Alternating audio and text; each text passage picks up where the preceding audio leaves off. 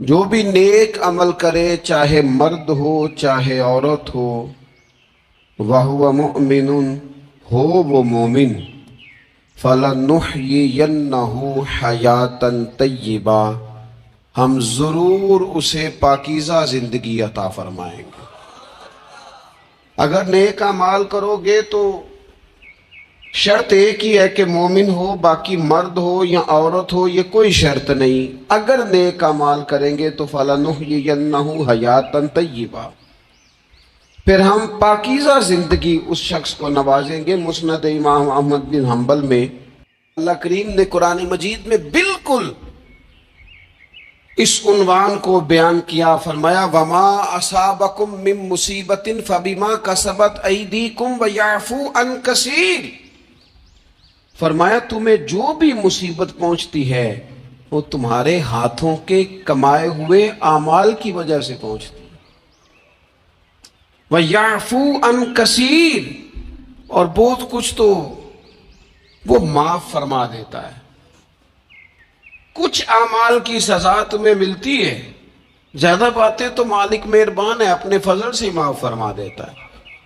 اپنی زندگی میں اعمال حسنہ سے اپنے آپ کو آراستہ کریں۔ آپ یقین کریں ہم جو خیر کا عمل کرتے ہیں تو وہ ہماری زندگی میں بڑے اثرات ڈال کے جاتا ہے۔ یہ جو شر ہوتا ہے اس کا نقصان صرف سامنے والے کو نہیں ہوتا، یہ شر جب پھیلتا ہے تو وہ ہمارے گھروں کو بھی لپیٹ میں لے لیتا ہے۔ معاذ اللہ یہ شر جب پھیلتا ہے تو پھیلانے والے کو بھی اپنی لپیٹ میں لے لیتا ہے۔ جب لوگ آگ جلاتے ہیں پھر یہ تو نہیں نہ ہوتا کہ آگ یہ دیکھتی ہے کہ میں نے اس شخص کو تپش دینی ہے اور اس کو نہیں دینی، وہ تو برابر جلاتی ہے، تو برابر نقصان کرتی ہے، وہ تو برابر لوگوں کی طبیعتوں کے اندر اندھیرا کرتی ہے۔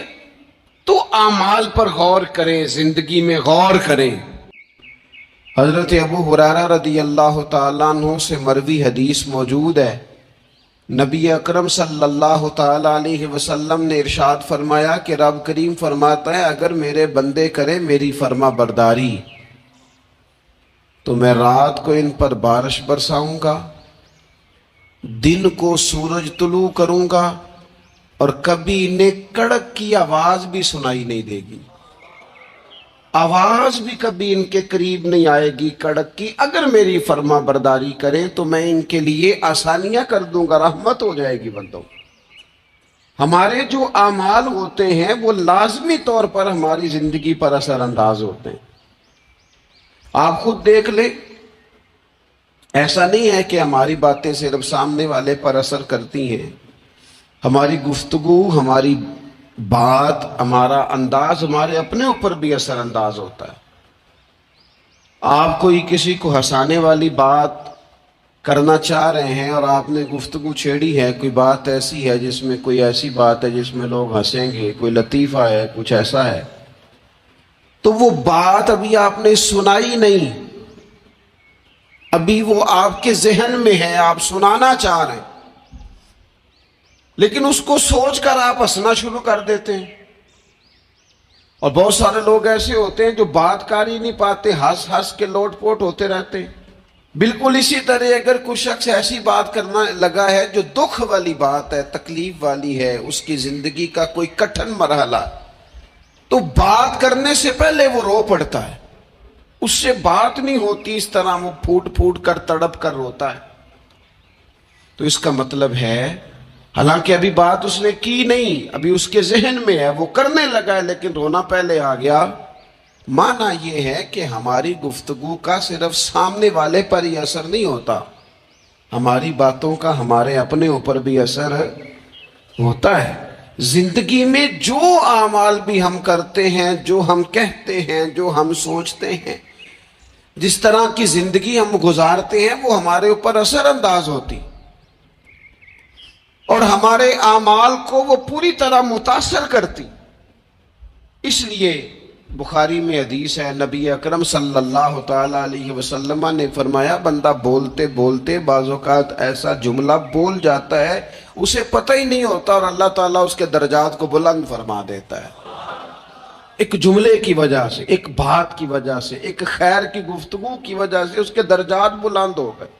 اور حضور فرماتے تمہیں پتہ ہی نہیں ہوتا، اور تم بولتے بولتے بات کرتے، یعنی تمہاری گفتگو تمہاری زندگی میں خود اتنا اثر رکھتی ہے کہ تم بات کرتے کرتے بعض اوقات کوئی ایسی بات کر دیتے ہو کہ اس جملے کی وجہ سے تمہیں خبر بھی نہیں، لیکن اس جملے کی سختی اتنی تھی، اس کی سزا اتنی تھی کہ اللہ اس جملے کی وجہ سے دوزخ کا فیصلہ کر دیتا ہے. کیا سمجھایا جا رہا ہے کہ ذرا نا سوچ کے بولو، ناپ تول کے بات کرو، اپنے جملوں کا وزن رکھو. جو منہ میں آیا ہے، جو طبیعت میں آیا ہے، جو من چاہے اسے کہہ نہ دو. پہلے ذرا دیکھو تو صحیح تم کیا کہنے لگے. غور تو کرو کہ تمہاری وہ جو گفتگو ہے وہ کس پس منظر میں ہے، کس عنوان پہ ہے. تم معافی ضمیر کو کن لفظوں اور کن جملوں کا سہارا لے کر تم بیان کرنے لگے ہو، تو ہمارے اعمال ہماری زندگی میں اثر انداز ہوتے. اور پھر یہ نہیں ہو سکتا کہ ساری زندگی انسان دوسروں کے راستے میں کانٹے بوتا رہے، دوسروں کے لیے گڑھے کھودتا رہے اور اپنا راستہ اسے بالکل صاف مل جائے. یہ ہوتا نہیں. یہ نہیں ہو سکتا کہ وہ ساری زندگی لوگوں کے لیے اندھیرے خریدتا رہے، تراشتا رہے، اور خود وہ چاہے کہ اس کی زندگی میں ہمیشہ روشنی رہے. تمام عمر کے کانٹوں کی آبیاری پر عجیب شخص ہے، گلشن کی بات کرتا ہے. ساری زندگی بوتا کانٹے رہا ہے اور باتیں گلشن کی کر رہا ہے. ساری زندگی اس نے فصل وہ بوئی ہے جو لوگوں کو کاٹ دے گی، اور بات خوشبو اور پھولوں کی کر رہا ہے. تمام عمر کے کانٹوں کی آبیاری پر عجیب شخص ہے، اب گلشن کی بات کرتا ہے. یہ کیسے ہوگا؟ تو ان لوگوں کے لیے کھڈے کھودتا رہا ہے اور تیرے رستے کے اندر سپیڈ بریکر بھی کوئی نہ آئے، کوئی چیز تیرے لیے تکلیف کا. یہ ہو نہیں سکتا. انسان کے اعمال کا اس کی زندگی پر اثر پڑتا ہے. ہمارے جو روزمرہ کے معاملات ہوتے ہیں، اگر وہ صالحیت والے ہوں، نیک ہوں، اچھے ہوں، تو وہ ہماری زندگی پر اثر چھوڑتے ہیں. اس سے ہماری زندگی خوبصورت ہوتی ہے، معنی خیز ہوتی ہے، ٹھنڈی ہوتی ہے، راحت والی ہوتی ہے. اور ہمارے اعمال اگر بد ہوتے ہیں، برے ہوتے ہیں، تو اس کا لازمی نتیجہ یہ نکلتا ہے کہ ہماری زندگی سے سکون چلا جاتا ہے. آزمائشیں، پریشانیاں، تکالیف، دکھ بڑھ جاتے ہیں. قرآن مجید فرقان حمید نے ان دونوں عنوانات کو بیان کیا. فرمایا کہ من عمل صالحا من ذکر او انثی. رستہ آخر کون سا ہے؟ میں نے دیکھا ہے کچھ لوگ مستقل بنیادوں پر لگے ہوئے ہیں اور وہ اپنے آپ کو آراستہ نہیں کرتے اچھے اعمال کے ساتھ. وہ کسی کرشمے کے منتظر ہیں، کسی دعا کے انتظار میں، کوئی تعویذ چاہتے. وہ کہتے کوئی آئے اور کچھ ایسا کر جائے کہ ہماری زندگی بدل جائے. اپنے اعمال پر توجہ دیں، اپنے روزمرہ کی چیزوں کو دیکھیں کہ ایسا نہیں ہوتا کہ ہم کوئی ایسی چیز کھا لیں جو ہماری طبیعت کے ساتھ فٹ نہ ہوتی ہو تو ہمارا سارا سکون لے نہیں جاتی. ہم کوئی ایسی غذا استعمال کر لیں جو ہماری بیماری کو بڑھا دے تو وہ ہمارے لیے آزمائش کا سبب نہیں بن جاتی. تو بھائی ہمیں ان غلطیوں کا بھی پتہ ہوتا ہے کہ جو غلطیاں ہم کرتے ہیں تو ہماری زندگی بے چین ہو جاتی. ہمیں ان خطاؤں کا پتہ ہے کہ جن خطاؤں کی وجہ سے ہمارے لیے بہت تکلیف اور بہت آزمائش ہو جاتی ہے. یہ کسی کو کم پتہ ہوتا ہے. اور میں نے کسی سے ایک لفظ سنا تھا، میرے ذہن میں رہ گیا. کسی سیانے نے کہا تھا بندہ اپنا آپ ڈاکٹر ہوتا ہے، بندہ اپنا آپ طبیب ہوتا ہے، بندہ اپنا آپ ہی حکیم ہوتا ہے. اسے پتہ ہوتا ہے اس چیز سے طبیعت ٹھیک ہوتی ہے، اس چیز سے طبیعت خراب ہوتی ہے. وہ خود جا کے ڈاکٹر کو بتا رہا ہوتا ہے وہ میں ذرا بد پرہیزی کر بیٹھا ہوں. او بھائی تو نیکی اور بدی کے معاملے میں بھی اپنا ڈاکٹر بن، غور کر. کسی کو پتہ نہیں تیرے بارے میں، پتہ ہو کہ نہ ہو تجھے تو پتہ ہے نا سارا. دوسروں کی غلطیوں کا شک ہوتا ہے، اپنا تو بندے کو پاک ہوتا ہے۔ تے پتہ سارا ہے سردار نو کیتیاں دا، اسے ساری خبر ہے من نانم کے من دانم۔